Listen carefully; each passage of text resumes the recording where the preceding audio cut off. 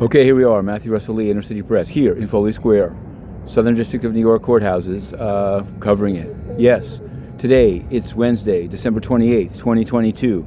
We're covering the FTX case. Of course, Sam Bankman-Fried bailed out back in Palo Alto, reportedly sitting down with Michael Lewis, getting ready for an exculpatory book? Who knows? Who knows? He's in, but others we've covered in the magistrate's court here. For example, Edwin Pozo, a man who before Christmas was presented on the federal crime of robbing a smoke shop. It was an armed robbery. That's what made it federal. Anyway, he was remanded. He was deemed to be too great a danger to the community and risk of flight to remain at liberty. So he spent Christmas in jail, and I don't think Michael Lewis is visiting him. We're writing about him. We even have a song about him.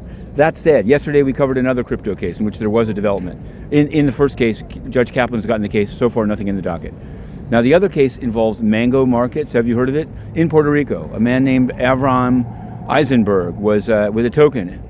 Mango markets, yes, he manipulated it. The complaint, which we put online on Patreon, is extremely detailed about the dates and times of his manipulation. He then fled to Israel.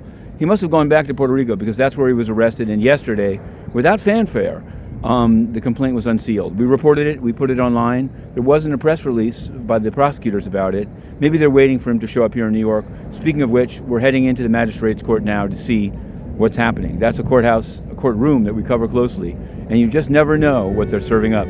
Now, the UN had supposedly gone dormant for the entire Christmas to New Year period.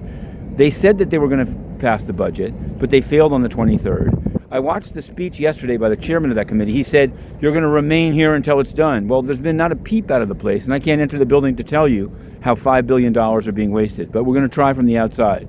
What I can say is they've hastily put together a press conference today at noon on Afghanistan. You see, they're virtue signaling. They're very concerned about the Taliban. So am I.